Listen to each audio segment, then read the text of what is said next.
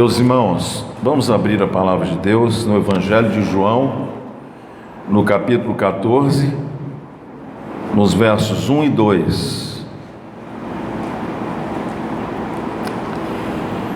Foi muito bom o nosso retiro, o nosso passeio, e alguns irmãos não puderam vir, chegaram cansados, esgotados.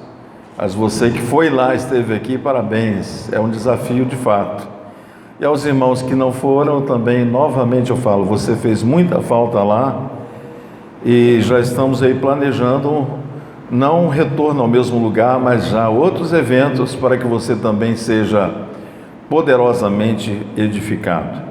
Palavra de Deus no Evangelho de João, capítulo 14, versos 1 e 2, assim nos diz a palavra do Senhor: não se turbe o vosso coração, credes em Deus, credes também em mim. Na casa de meu Pai há muitas moradas, se assim não fora, eu vou teria dito, pois vou preparar-vos lugar. Vamos ler juntos? Não se turbe o vosso coração, credes em Deus, crede também em mim. Na casa de meu Pai há muitas moradas, se assim não fora, eu vou-lo teria dito, pois vou preparar-vos lugar. Que promessa, hein? Que promessa que Deus nos deu através do Senhor e Salvador Jesus. Eu quero falar sobre essa promessa do Senhor para nós. Eu sei que todos aqui, se não a maioria, devem sentir saudade do seu tempo de criança. Nós até cantamos isso aqui.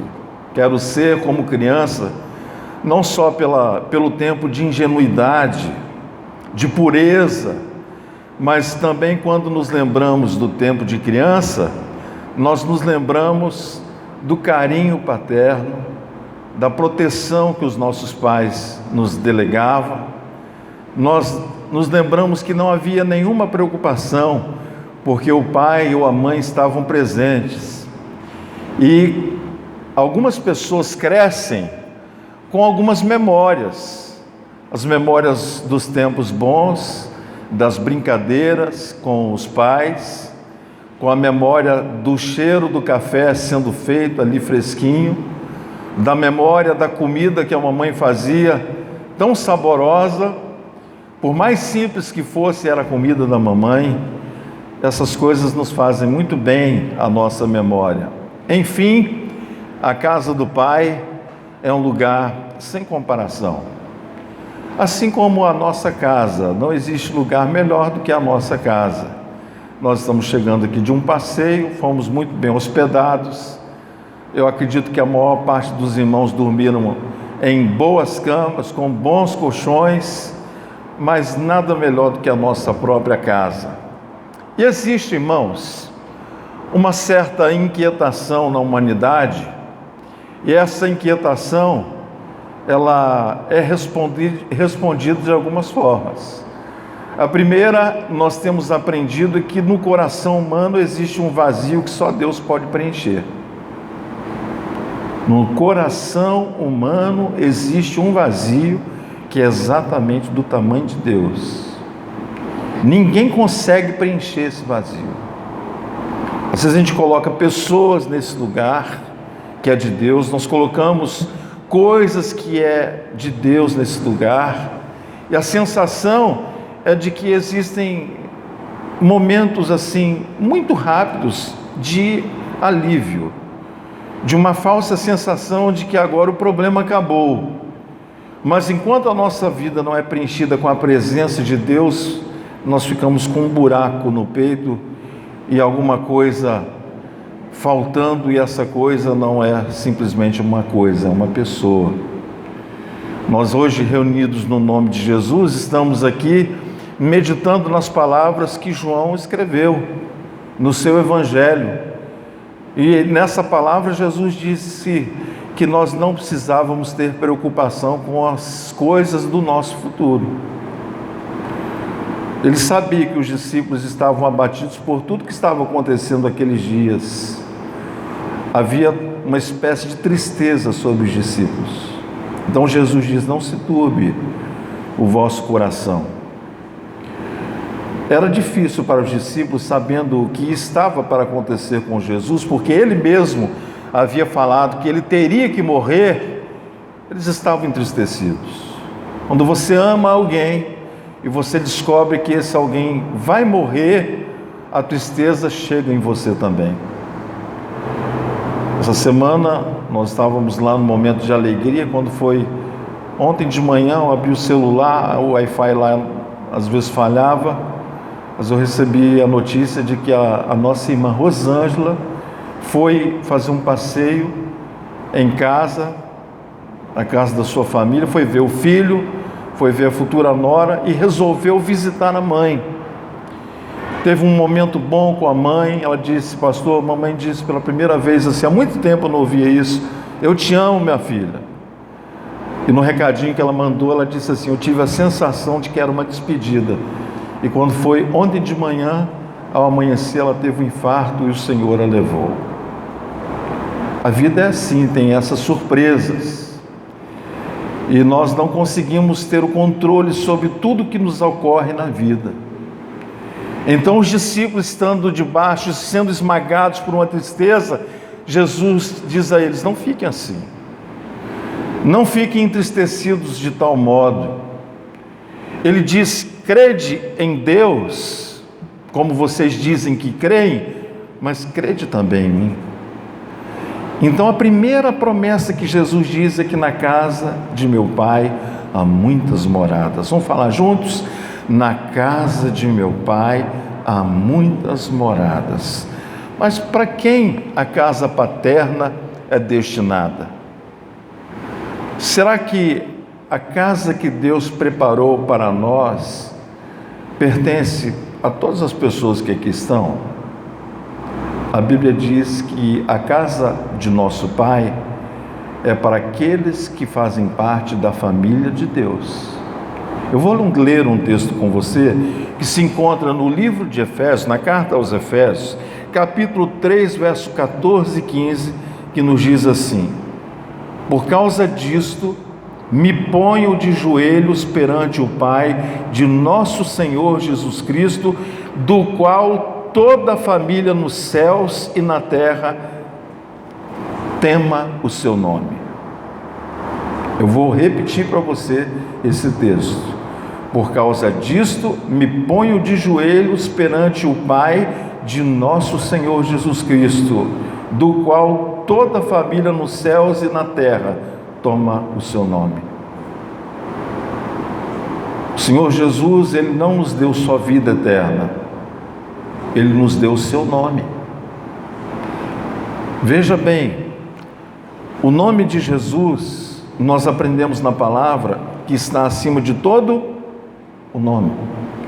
Nós abrimos e fechamos os cultos reunidos no nome de Jesus. E o nome de Jesus nos qualifica a sermos chamados filhos de Deus. Então, na casa de meu Pai há muitas moradas, mas não é para qualquer pessoa. As moradas de Deus é para a família de Deus. O que eu faço para pertencer à família de Deus? Você precisa entregar a vida ao senhorio de Jesus. Segunda coisa que a palavra do Senhor Deus nos ensina: a casa paterna é um anseio de Deus para cada um dos seus filhos. Nós temos muitos pais aqui.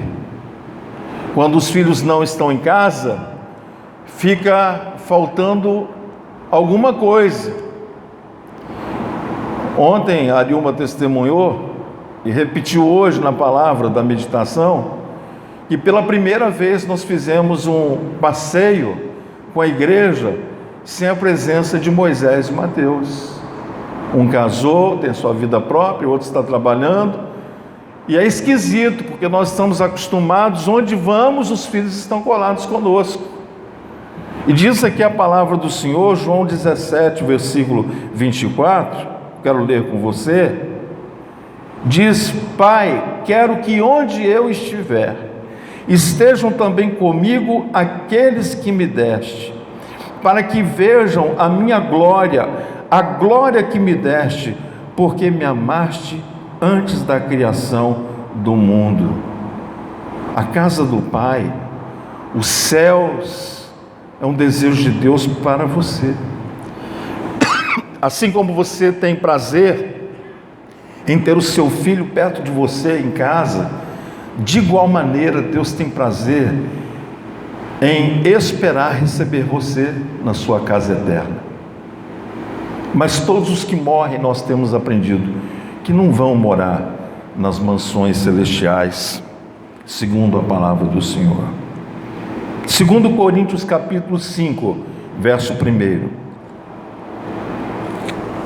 nos diz assim: sabemos que se a nossa casa terrestre deste tabernáculo se desfizer, uma referência ao nosso corpo, uma referência ao seu corpo, Paulo está dizendo: sabemos que se a nossa casa terrestre deste tabernáculo se desfizer, temos da parte de Deus um edifício, uma casa feita por mãos.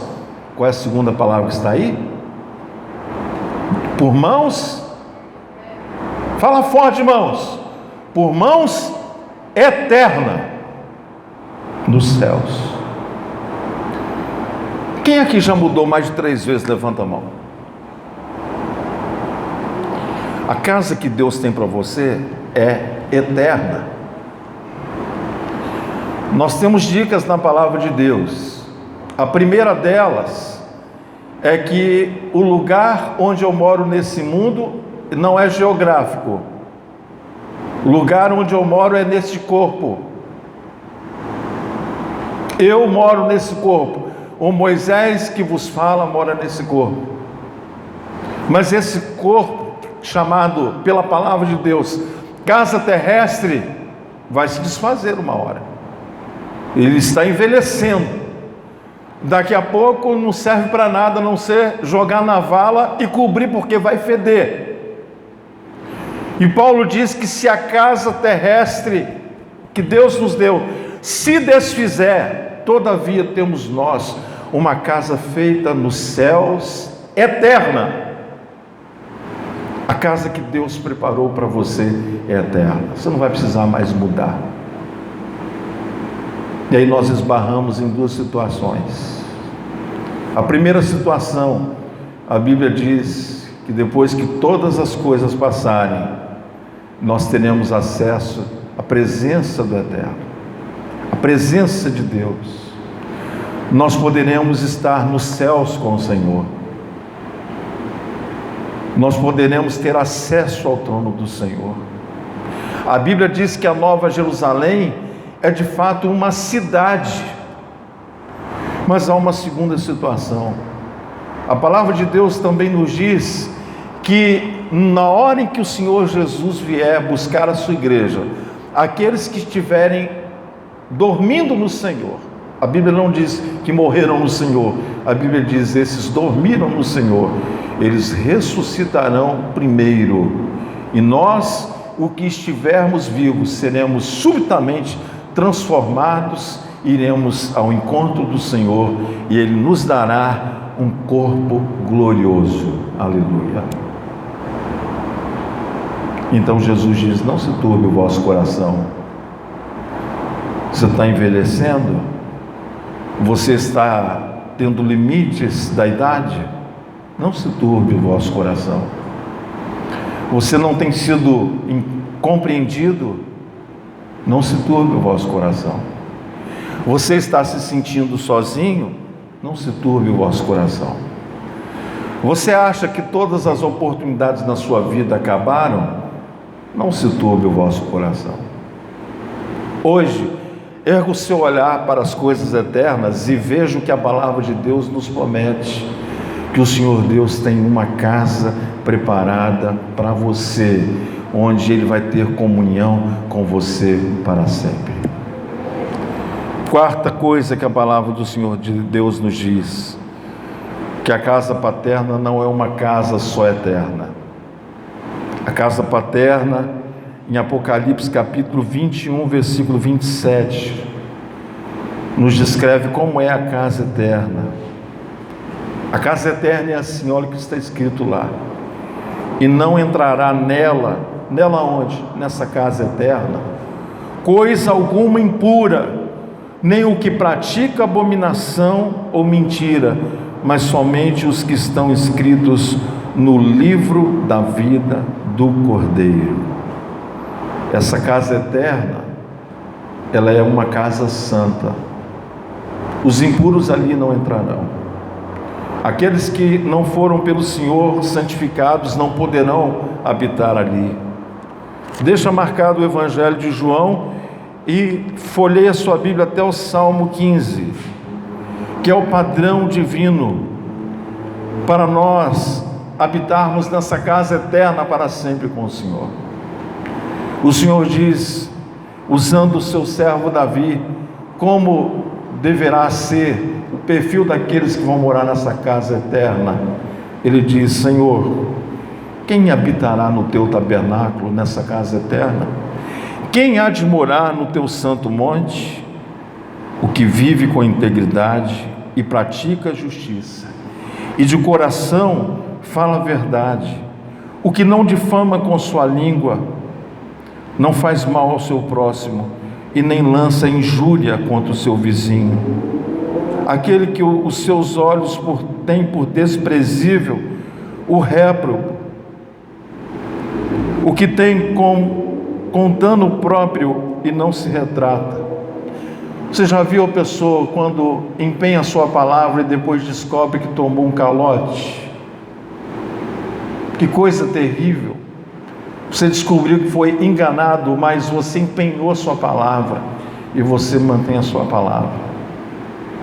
Ou então você saiu para fazer uma compra e comprou algo que você desejava muito e chegou depois, alguém disse: você tomou um grande prejuízo, porque a loja do lado estava vendendo muito mais barato do que você comprou, R$10.000, mas você não muda, mesmo que você tenha tido dano próprio. Isso está ligado, não é ao seu temperamento, está ligado ao seu caráter. Uma palavra foi empenhada, uma mão foi estendida e apertou outra mão. Você disse sim no altar, você estabeleceu com Deus uma aliança. Um dia você se prostrou diante do Senhor e fez uma promessa: aquele que mesmo com dano não volta atrás daquilo que prometeu. Senhor, quem habitará no teu tabernáculo? O que não empresta o seu dinheiro com usura, nem aceita suborno contra o inocente. Quem deste modo procede, jamais será abalado. Padrão para entrar no céu é um padrão de gente que não só é família de Deus, mas padrão de gente que tem, pela palavra de Deus, tem sido santificada. O Senhor Jesus, no capítulo 14 de João, que nós estamos lendo, diz uma outra coisa que é muito importante. Abre aí comigo, João 14, no versículo 2. Ele diz que a casa paterna é uma casa que tem muitos lugares. Ele diz: na casa de meu pai há muitas moradas. Qual foi a construção nesse mundo que você viu que mais te impressionou? Um amigo meu me mandou esses dias das obras arquitetônicas mais fantásticas feitas no nosso planeta. Cada coisa que nós nem imaginamos na nossa vida simples, coisas que existem, belíssimas, desenhadas por pessoas que têm uma mente inspirada, que fizeram um projeto que quando você bate os olhos, você fica mudo, encantado de ver como é que o homem criou um negócio desse. Agora você imagina o que Deus criou para você. Na casa de meu pai há muitas moradas, são muitos lugares que Deus preparou para aqueles que o amam. Então não fique com o seu coração entristecido, não deixa nada roubar a alegria do Senhor que será sempre a sua força, nada. Abra Hebreus comigo, capítulo 4, verso 9 e 10, porque fala a respeito dessa casa também. Diz assim a palavra do Senhor: portanto, resta um repouso para o povo de Deus, porque aquele que entrou no descanso de Deus, também ele mesmo descansou de suas obras, como Deus das suas. A casa paterna é um lugar de descanso. Tem gente que está cansada, não é do dia a dia de trabalho. Às vezes nós nos cansamos, não é só da rotina da vida. Muitas vezes a gente se cansa da própria vida. Quantos aqui talvez já desejaram morrer? Estão cansados. Mas a palavra de Deus diz que a casa paterna é o lugar de descanso. Ainda no Evangelho de João, capítulo 14, no versículo 6, nos dá a dica de como você deve agir para alcançar a casa paterna. Eu vou convidar você para que fique de pé, porque nós vamos ler juntos esse verso que você já sabe de cor da palavra do Senhor. Respondeu-lhe Jesus, vamos falar: eu sou o caminho e a verdade e a vida, ninguém vem ao Pai senão por mim. Mais uma vez, a verdade e a vida, ninguém vem ao Pai senão por mim. Como é que eu faço para ir para a casa do Pai? Só tem um jeito: através de Jesus. Não tem como você morar neste lugar santo se não for através de Jesus. Não tem como você ir morar nesse lugar de paz se não for através de Jesus. Quero falar com aqueles que estão levando a vida com Jesus de qualquer maneira. Para com isso. Você está correndo risco. O amanhã não te pertence. A gente não sabe o que será na próxima hora. A gente não sabe se vai cair uma chuva. Nós não temos esse poder. Nós temos um pouco de tecnologia que nos antecipa algumas coisas, mas basta uma palavra do Senhor e tudo na vida se ressignifica ou então toma rumos diferentes. Eu quero orar com você ao som de uma música. Nós vamos estar orando ao Senhor. Recline a sua cabeça. Eu quero nesta hora falar com o Senhor a seu respeito. Se você tem pessoas da sua família que ainda não alcançaram a salvação, que estão afastadas do Senhor Jesus, que precisam ter um encontro com o Senhor Jesus, e essa é a hora em que você vai colocar o nome dessa pessoa diante do Senhor. Você não deve desejar o céu sozinho, você deve buscar o céu para a sua família também. Senhor Deus, em Teu nome nós clamamos agora que a Tua misericórdia seja estendida sobre os nossos familiares, aqueles cujos nomes estão sendo apresentados diante do trono da graça, aqueles que estão afastados do Teu aprisco, aqueles que estão afastados da casa do Pai, que o Senhor possa trazê-los, que o Senhor possa tornar a guiá-los e que possam sentir o desejo de serem dirigidos pelo Teu Espírito. Pai, a Tua palavra diz que para o Senhor não há impossível, e nós reconhecemos que isso é uma verdade, e pedimos nessa hora, Senhor Deus, que o Senhor esteja visitando agora os lares que estão sendo aqui apresentados com salvação, Senhor. Nós não queremos ir para o céu sozinho, nós queremos levar os nossos amigos, os nossos familiares, os nossos vizinhos. Por isso, usa-nos para o louvor da Tua glória, Pai. Pai, que o Teu nome seja glorificado na vida de cada família aqui representada. Pai, obrigado por esta palavra de esperança, porque se alguém nesta noite entrou aqui entristecido, Senhor, o Senhor está nos movendo em esperança, e por isso bendizemos e louvamos o Teu nome agora e para todos sempre. Amém e amém. Que Deus abençoe você. Você pode sentar. Que você possa ter uma semana na presença do Rei Jesus, em nome de quem nós oramos. Amém.